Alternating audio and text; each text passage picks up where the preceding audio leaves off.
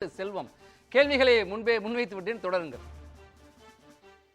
வணக்கம் சார். அதாவது முதல்ல பிரதமருடைய பேச்சை இவர்கள் புரிந்து கொள்ளவில்லை.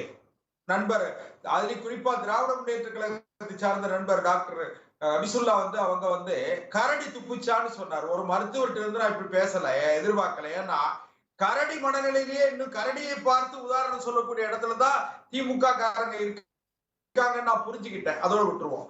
அதுக்கு பிறகு கலைஞர் அவர்கள் கூட என்னை கடவுளாக சித்தரிக்காதீர்கள் என்று சொன்னார் அப்படின்லாம் சொன்னாரு. இன்னும் சொல்றேன், 1949 திமுக ஆரம்பிக்கும் பொழுது, பெரியாரோடு முரண்பட்டு ஆரம்பிக்கும் போது அண்ணாவே என்ன சொன்னார்னா, ஒன்றே குலம் ஒருவனே தேவன், ஒரு தேவன் இருக்கிறான், கடவுள் இருக்கிறான் என்பது அண்ணா சொன்னது. போக 1952 கலைஞர் பராசக்தியின் வசனம் எடுக்கும் போது கோவில் கூடாது என்பதில்லை, கோவில் கொடியவர்கள் கூடாரமா இருக்கக்கூடாதுன்னு சொன்னார்.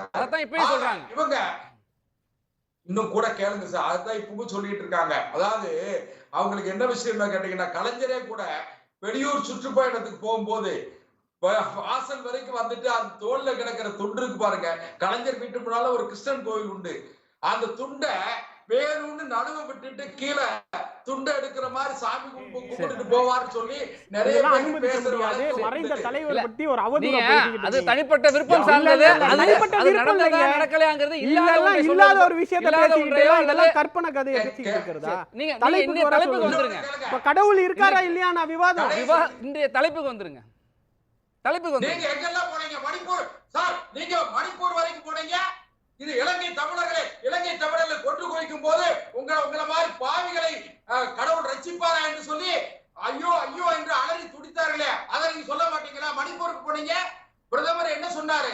பிரதமர் என்னன்னா, என்னை திரு செல்வம், நீங்க கடந்த வாரம் இந்த விவாதம் வந்த பொழுதுமே நீங்க இலங்கை தமிழர் விவகாரத்தை குறிப்பிட்டீங்க. இலங்கையில் நடந்தது இனப்படுகொலைதான், இனப்படுகொலைதான், இந்தியாவோட உதவியோடு தான் செய்தவர் ராஜபக்சே சொல்லியிருக்காரு. சர்வதேச நீதிமன்றத்தில் நீதி கேட்டிருக்காங்க. அமெரிக்க நாடாளுமன்றத்தில் பொது வாக்கெடுப்பு நடத்த வேண்டும் என்றெல்லாம் பேசிட்டு இருக்காங்க. அது தவிர்க்கப்படவில்லை. நான் கடந்து செல்லவும் இல்லை. அது மிகப்பெரிய விவாதத்திற்கு உட்பட்டதான். ஆனால் இன்றைய விவாதம் அது அல்ல. இன்றைய தலைப்பு சார்ந்து வாங்க. நீங்க தலைப்பை நீங்க மடை மாற்றி கொண்டு செல்ல வேண்டாம். இந்த தலைப்புக்குள்ள வாங்க. மணிப்பூர் இப்ப நடந்ததுங்க, இந்தியாவுல இப்ப நடந்தது. அதனால நம்ம பேசுறோம். ஏன் என்னுடைய கேள்வியை நீங்க திரு செல்வம் உள்வாங்கிங்க. என் கேள்வியை உள்வாங்கிங்க, என்னுடைய கேள்வியை உள்வாங்கிங்க. என்ன சொன்னாரு அப்படின்னா, நான் கடவுளால் அனுப்பி வைக்கப்பட்டவன் என்று பிரதமர் குறிப்பிடுகிறாரே, அப்படி கடவுளால் அனுப்பி வைக்கப்பட்ட நபர் இந்தியாவிலே இவ்வளவு நடந்தது, விவசாயிகள் இப்படி போராடி கொண்டிருக்கிறார்களே குறைந்தபட்ச ஆதார விலைக்காக, அதற்கு என்ன செய்தார்? கொரோனா அந்த காலகட்டத்திலே மக்கள் செத்து மடிந்தார்களே, அப்பொழுது என்ன செய்து கொண்டிருந்தார்? ராகுல் காந்தி கூட குறிப்பிட்டிருக்காரு, கங்கையிலேயே நீங்க ஆரத்தி தான் காண்பிக்க சொன்னீங்க, தட்டெடுத்து ஒளி எழுப்ப சொன்னீங்க, அப்ப தேவதூதர் என்ன செய்தார் அப்படிங்கிற ஒரு கேள்வியை வைக்கிறாங்க. இவர் பாமரர்களுக்காக கடவுளால் அனுப்பி வைக்கப்படவில்லை, அம்பானிகளுக்கும் அதானிகளுக்குமாக அனுப்பி வைக்கப்பட்டிருக்காங்க குற்றச்சாட்டு சொல்லியிருக்காங்க. அதை சார்ந்துவாங்க சார். ஒரு நிமிஷம், அதாவது அவங்க எல்லாருக்கும் நேரம், தேவையான நேரம் கொடுத்தீங்க. எனக்கு உங்களுக்கு தேவையான நேரம் இருக்கு, சப்ஜெக்ட்டுக்குள்ள வந்துருங்க. அதாவது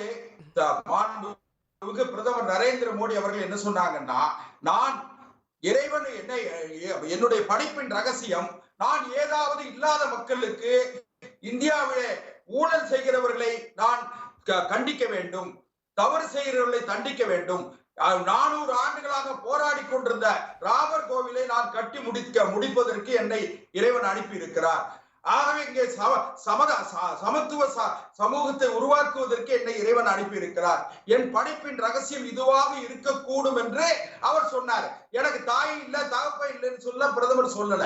அதுல ஒண்ணு. இன்னொரு விஷயம் என்ன கேட்டீங்கன்னா, 400 வருஷமாக இந்து மக்கள் எல்லாம் கடுமையாக போராடி கொண்டிருந்த ராமருக்கு கோவில் கட்டியதை பிரதமருடைய சாதனையாக கடவுள் பிரதமரை அனுப்புவதனுடைய நோக்கம் நிறைவேறியதாக நாங்கள் நினைக்கிறோம். ரைட்.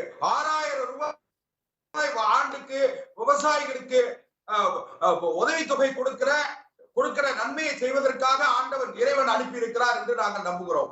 ஆர்டிகல் 370 நீக்கி இந்தியாவில் சமத்துவத்தை உருவாக்குவதற்காக ஆண்டவன் இறைவன் பிரதமர் நரேந்திர மோடி அனுப்பியிருக்கிறார் என்று நம்புகிறோம். காமன் சிவில் கோட் என்கிற பொது சிவில் சட்டத்தை நிறைவேற்றுவதற்கு இறைவன் அவரை அனுப்பியிருக்கிறார் என்று நம்புகிறோம். நாடு எங்கும் காரிடார், அதாவது ரோடுகள் எல்லாம் விரிவுபடுத்தி தேசத்தை ஒருங்கிணைத்து தேசத்துல சென்னைக்கும் தூத்துக்குடிக்குமான நேரத்தை 6 மணி நேரம் ஆக்குவதற்கு ரயில் விடுவதற்கு ரயில் போக்குவரத்துகளை எல்லாம் விரிவுபடுத்துகிற திட்டங்களை நிறைவேற்றுவதற்கு இறைவன் பிரதமர் நரேந்திர மோடி அனுப்பி இருக்கிறார் என்று நம்புகிறோம். வேற ஒண்ணு இல்ல சார், இவங்களுக்கு வேற ஒண்ணுமே கிடையாது. பாரதிய ஜனதா கட்சி வரலாற்றுல படித்திருக்கலாம், இல்ல வரலாற்றுல நீங்க படித்திருக்கலாம், இறை தூதர்களாக வந்தவர்கள் இல்ல இறைவனால் அனுப்பி வைக்கப்பட்டதாக சொல்லப்பட்டவர்கள் யாருமே ஒரு அரசியல் இயக்கத்தில் இருந்ததில்லை. நான் பார்த்த வரையில் உங்களுக்கு தெரிஞ்சா குறிப்பிட்டு சொல்லுங்க. அதே போல மக்களுக்கு சேவையாற்றுவதுதான், ஒரு பிறருடைய கண்ணீரை துடைக்க வேண்டும் என்றுதான். அதைத்தான் கேட்குறாங்க. மணிப்பூர்ல எப்படி நடந்துச்சு, அதையெல்லாம் ஏன் பார்த்துக்கிட்டு இருந்தாரு அப்படின்னு அந்த கேள்வியை முன்வைக்கிறாங்க. நீங்க ஒண்ணே ஒண்ணு சார், அள்ளல் பட்டு ஆற்றாது அழுத கண்ணீர் செல்வம் தேய்க்கும் படை என்று சொல்லுவார்கள். அதாவது துன்பப்படுகிற மக்களுடைய கண்ணீரை யாரெல்லாம் வேடிக்கை பார்க்கிறார்களோ அவர்களுடைய எல்லா புகழும் செல்வமும் அழிந்து போகுங்கிறதா திருவள்ளுவருடைய அந்த குரலுடைய நோக்கம். அது ஆட்சியில இருக்கிறவரை நோக்கி சொல்லப்படுகிறது. ஆட்சியில் யார் இருக்கிறார் என்பது கேள்வி உங்களுக்கே விட்டு விடுறேன். நம்ம தொடர்ந்து பேசலாம் சார். ஆட்சி அதிகாரத்தில் இப்போது இருப்பது யாரு? இது ஆட்சி அதிகாரத்தில் இருப்பவரை நோக்கி சொல்லக்கூடிய திருக்குறள் தானே. இப்ப ஆட்சி அதிகாரத்தில் யாரு இருக்கா? நீங்க உங்களுக்கு சௌரியம் வந்ததுன்னா ஒன்றிய அரசு அல்லது மத்திய அரசு. நான் சொல்றேன் பாரத அரசு விவாதம் பிரதமரை நோக்கி வைத்திருக்கோம். நம்ம தொடர்ந்து பேர விளையாடி கேளுங்க சார். நீங்க என்ன சரி, நான் அடுத்த சுற்றுல பேசலாம் சார். அடுத்து பேசலாம். பிரதமர் அவர்கள் அந்த பாரத பிரதமர் அந்த நோக்கத்தில் சொல்லவில்லை. சரி, என்னை அனுப்பியதனுடைய நோக்கம் என்ன என்றால் இந்தியாவை தூய்மைப்படுத்துவது. சரி, நீங்க இத பட்டியலிட்டீங்க, நம்ம பேசலாம். பட்டியலிட்டீங்க. செல்வம், நீங்க குறுக்கிட்டீங்க. இன்னொரு கேள்வியை முன் வச்சிடுறேன். பிரதமர் எதுவும் தெரியாமலாம் பேசல, அறிந்தே தெரிந்தே தான் திட்டமிட்டே தான் பேசுறாரு. ஏனால் பேசக்கூடிய விஷயங்கள் நிறைய இருக்கிறது. அதை மடைமாற்றுவதற்காக இன்றைக்கு கூட நாம் இந்த தலைப்பை பேசிக் கொண்டிருக்கிறோம். இது போல மடைமாற்றுவதற்காகத்தான் அவர் பேசியிருக்கிறார், திட்டமிட்டு பிரதமர் பேசியிருக்கிறார் என்று சொல்றார். அதாவது சார், ஹபிசுல்லா ஓட்டு பெட்டி எல்லாம் திறந்து எண்ணி முடிவு அறிவிச்சிட்ட மாதிரி பேசிட்டு இருக்காரு. பாரதிய ஜனதா கட்சி 400 இடங்களை தாண்டி வெற்றி பெறுவதற்கு தயாராகி கொண்டிருக்கிறது. மக்கள் தீர்மானித்திருக்கிறார்கள். அது ஒரு பக்கம். கேளுங்க சார், நீங்க என்னமோ பிரதமர் தோல்வியா இருக்காரு, சோர்ந்துட்டாரு சொல்றீங்க. நீங்க பிரதமர் பேசுனது விளாமிடுங்க, நிகழ்ச்சியை கவனிங்க. பேசுனது விளாமிடு. சுமார் 260 இடங்கள்ல அவர் பிரதமர், இந்திய நாட்டுடைய பிரதமர் பேசியிருக்காரு. 2018 வாங்கும் திறன் குறைஞ்சிட்டு சொன்னீங்க. 2019லயும் மரியாதை மாண்புமிகு பிரதமர் மோடியை தான் மக்கள் பெரும்பான்மையா வெற்றி பெற செஞ்சாங்க. இதெல்லாம் விட்டுருவோம். இன்னொன்னு, இப்ப தமிழ்நாட்டில் நீங்க 400 இடம் சொல்லிருக்கீங்க. 400 இடம் நீங்க சொல்றதும் 300 இடத்துக்கு மேல இந்தியா கூட சொல்றது உங்களுடைய நம்பிக்கை. அதுவல்ல, இங்கு பேச வேண்டிய விஷயங்கள் நிறைய இருக்கிறது. அதை பேசாமல் செய்வதற்காகத்தான் பிரதமர் இப்படி பேசியிருக்கதா சொல்றாரு. அதுக்கு வாங்க மகேஸ்வரன் சார், நீங்க அபிசுல்லாவுக்கு ஒரு பார்வை, எனக்கு ஒரு பார்வை, தயவுசெய்து அப்படியெல்லாம் இல்ல, உங்களுக்கு தான் நேரம் அதிகமா இருக்கு, நீங்க பாருங்க. அதான் கேளுங்க. அதாவது பிரதமர் அவர்கள் அப்படி சொல்லவில்லை. நான் பிறவி எடுத்ததனுடைய நோக்கம், என்னை ஆண்டவன் படைத்து பூமிக்கு அனுப்பியதனுடைய நோக்கம் ஊழல் இல்லாத, ஏழைகள் இல்லாத, நியாயமான, எதிர்காலத்திலே வலுவான, உலகத்திலேயே தலை சிறந்த ஆன்மீக பூமியான இந்தியாவை பாதுகாப்பதற்காக என்னை கடவுள் அனுப்பி இருக்கிறார் சொன்னாரே தவிர நான் கடவுள் சொல்ல. திரு செல்வம் என்ன சொல்றாரு அப்படின்னு இல்ல, திரு செல்வம் என்ன சொல்றாங்க அப்படின்னா, அப்படி இறைவனால் அனுப்பி வைக்கப்பட்டவர் எல்லா உயிர்களையும் ஒன்றாக பார்க்க வேண்டியவர். ஆனால் அவர் பிரதமர் உத்தரப்பிரதேசத்திலே தென்னிந்திய மாநிலங்கள் நம்ம ஒரு இழிவா பேசுறாங்கன்னு சொல்றாரு. ஒடிசாவில் தமிழ்நாட்டுக்காரர் பேசுறது இப்படி ஒரு மாநிலத்துக்குள்ளாக இருக்கிற மக்களையே பிளவுபடுத்துற வகையில் பேசலாமான்னு கேக்குறாங்களே. அப்படி பேசவே இல்லையா? இல்ல, பூரி ஜெகநாதருடைய ஆலயத்தின் சாவி எங்கே இருக்கிறது என்றால் தமிழ்நாட்டில் எங்கோ ஒரு மூலையில் இருக்கிறது. என்ன பொருள் இருக்கு? இது நிறைய நேத்து விவாதிச்ச ஒரு 3 நாளா பேசிட்டு இருக்கோம். அதுக்கு என்ன அர்த்தம் நீங்களே சொல்லுங்க. ஒரு பொருள் ஒண்ணு காணா போச்சு, உங்க வீட்டுல ஒரு பொருள் காணா போச்சு, அது இங்கதான் இருக்கும் அப்படின்னா என்ன சார் பொருள் அதுக்கு? அதாவது ஒடிசா முதலமைச்சர் நவீன் பட்நாயக்கினுடைய நிழல் முதலமைச்சராக இருக்கிற பி.கே. பாண்டியனுடைய கட்டுப்பாட்டில் அந்த பூரி ஜெகநாதனுடைய ஆலயத்தின் சாவி தொலைந்து போய்விட்டது, அது வி.கே. பாண்டியனுடைய கட்டுப்பாட்டில் தான் இருக்கிறதுன்னு சொல்லி அப்படி சொல்லல. வி.கே. பாண்டியன் இருக்குன்னு சொன்னா இந்த விவாதமே இல்ல, இந்த கேள்வியே இல்ல.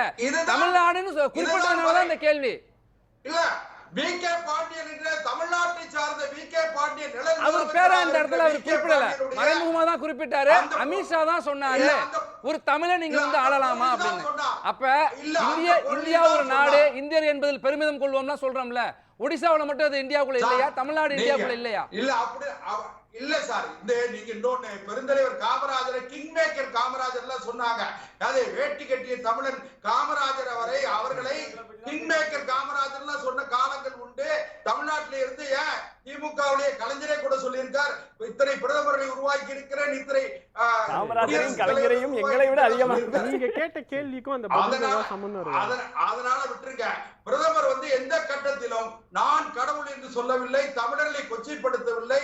பிரதமர் அவர்களை போல தமிழர்களை கொண்டாடிய தமிழ்நாட்டினுடைய செங்கோலை பாராளுமன்றத்தில் வச்சு பெருமை சேர்த்தவர் இதுவரை யாரும் இல்லை. சரி.